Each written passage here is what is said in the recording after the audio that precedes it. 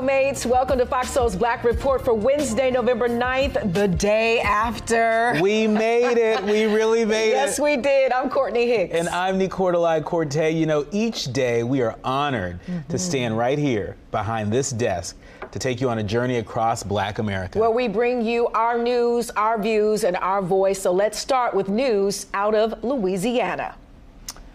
All throughout the nation, Republicans have worked to limit the access to voting for so many Black Americans. And the latest effort is in Louisiana. That's where Republicans succeeded in erasing an entire congressional district that could have turned Democrat. This is all due to the states evoking what's called blood purity laws. And experts say this was made possible due to the earlier erosion of Louisiana's Voting Rights Act. Now, originally under the act, states with a history of discrimination towards minority voters, like Louisiana, had to pre-clear any changes to their congressional maps with the federal government. But since 2013, when the conservatives on the Supreme Court invalidated that part of the voting rights law, state legislatures have had more room to marginalize Black and brown voters and fundamentally make it harder for us to vote. That's right. And while many states have made it easier for people convicted of felonies to vote, Tennessee is slow to get it together, as several Black residents have been denied the ability to register and vote because of nonviolent felonies from nearly 20 years ago. Even more shocking, 1 in 5 Blacks are barred from voting because of a prior felony conviction. New data shows that Tennessee appears to disenfranchise this group at a far higher rate than any other state.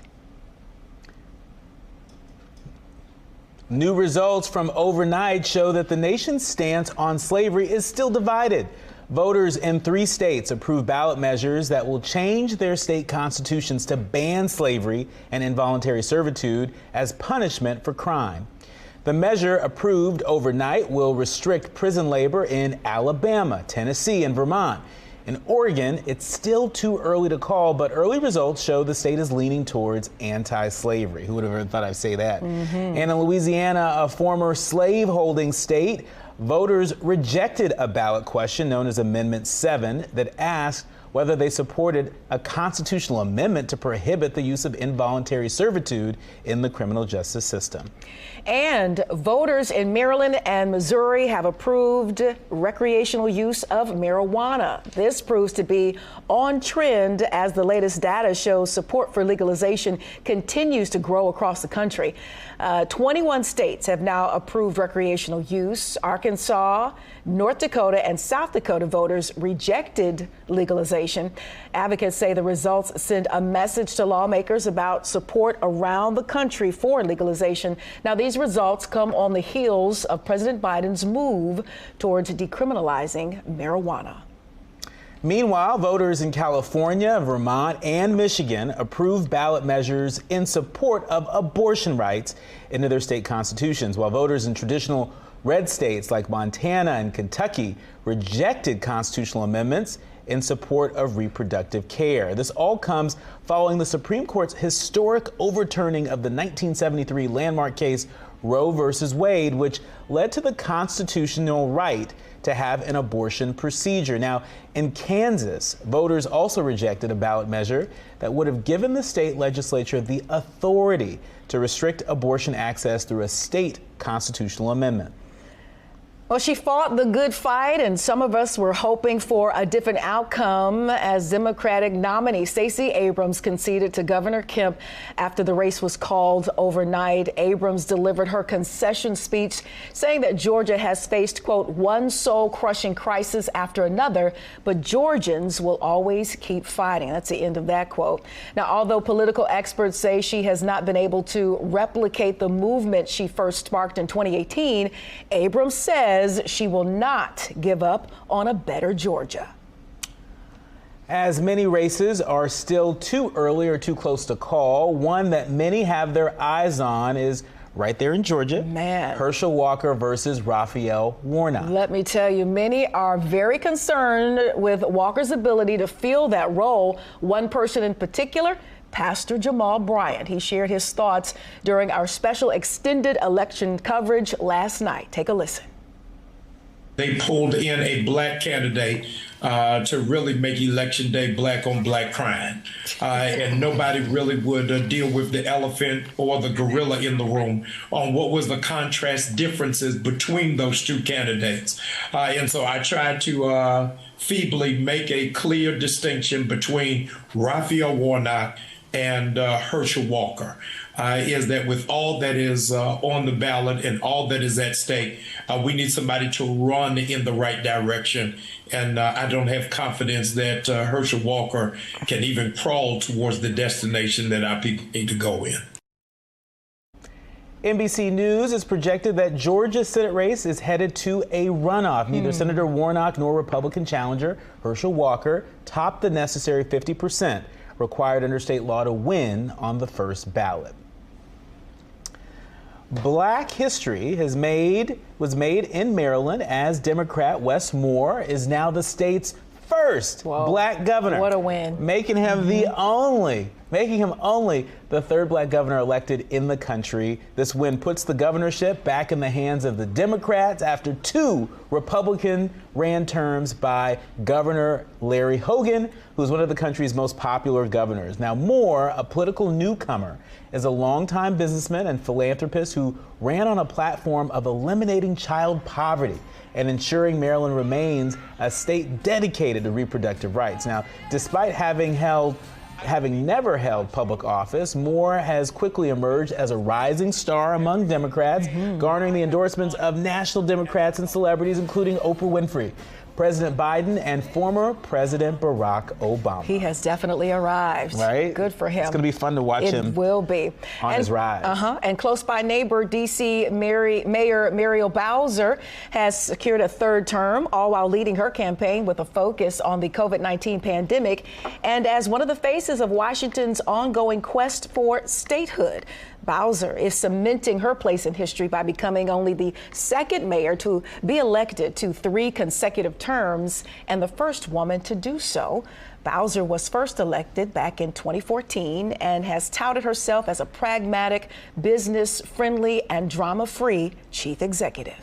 Drama-free she is. Drama-free. and she is the first mayor since Marion Barry in 1986 to win a third term as mayor in D.C. And so that's a pretty big deal. Congratulations to Mayor Bowser and her team. Now on to South Carolina, where Tim Scott is heading back to the U.S. Senate as bigger ambitions are in the near future. Senator Scott won his re-election, but says this will be his last term serving in the state. This final term will last for 6 years, but the only black Republican in the Senate has bigger dreams. Scott celebrated his win and didn't say what the future holds, but he winked. He winked a little bit by telling telling a story about how he took his grandfather to the polls in 2012 and he voted for his grandson and Democrat Barack Obama, a proud ballot cast for the first black president. So many are hopeful that Scott's departure will bring the opportunity for a Democrat to take the seat, as Democrats haven't won the U.S. Senate in South Carolina since 1998. And whether or not you agree with his politics, he does have a great backstory. Yeah, and what a time. I mean, we have, Wes Moore making history in Maryland, and we have folks like Tim Scott continuing to make history in South Carolina. Indeed. Let's go to Sacramento, California, where there's one Democrat who is leading the race for controller, Malia Cohen. Many early returns from overnight show she is diminishing GOP hopes to win statewide office for the first time since 2006. Cohen, who serves on a state tax board, was leading Republican Lonnie Chin with 56% of the vote after about 4.5 million ballots were counted. The controller is a post that's been held by Democrats since 2015. And the controller also serves on more than 70 boards and commissions, including renewable energy production and bonds to nonprofit colleges. Popularly known as a thorn in Trump's side, Democrat Letitia James has been elected for a second term as the New York Attorney General. The same office she's used to pursue former President Donald Trump and a list of other powerful targets.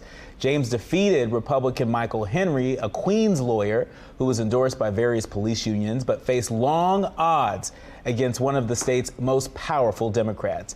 She began investigating Trump almost as soon as she took office, suing the Republican in September, alleging he and his company misled banks and others about the values of his assets. Letitia James is from Brooklyn, New York. Some are not happy to see her back. Don't mess with Brooklyn. Sister is back. That's Don't mess with Brooklyn. Another historic win out of Massachusetts. Speaking of sisters, Andrea Campbell has become the first black woman to be elected Attorney General. Campbell won her party's nomination after a very expensive and often contentious Democratic primary. On the campaign trail, Campbell often framed her pursuit of public office and legal reforms in the context of her personal story. Now, her father cycled in and out of prison while her twin brother, Andre, died in police custody awaiting trial. Campbell graduated from Princeton University and UCLA Law School. She is set to be sworn into office this coming January. Maxwell Alejandro Frost, a 25-year-old Democrat, is now the first member of Generation Z elected to Congress after defeating Republican Calvin Wimbish in Florida's blue 10th Congressional District. Now, Frost will be the sole congressional representative of Generation Z.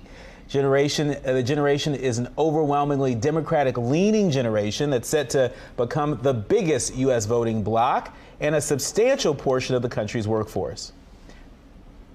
Frost was a first-time candidate who has not held political office. He has organized for the ACLU, March of Our Lives, and drove Uber to make ends meet while campaigning. What an amazing story. Yeah. I kind of tapped in this morning, and I do believe Gen Zs are considered 1997 to like 2012. That sounds about right. When I was grown, paying bills and taxes. So that is an amazing feat in and of itself. And it really speaks to how powerful this generation is becoming. Yeah, I mean, really, you know, a lot of folks didn't see it coming, but right. Generation Z really showed up and showed out in yesterday's midterm elections, really overperforming in parts of the country that had written off young voters. And so it's wonderful to see not just Gen Z participating in democracy and punching above their weight class, but having one of their own be the very first to serve we the people in Congress. Adding to the argument that they are walking heavy and will really be a group to look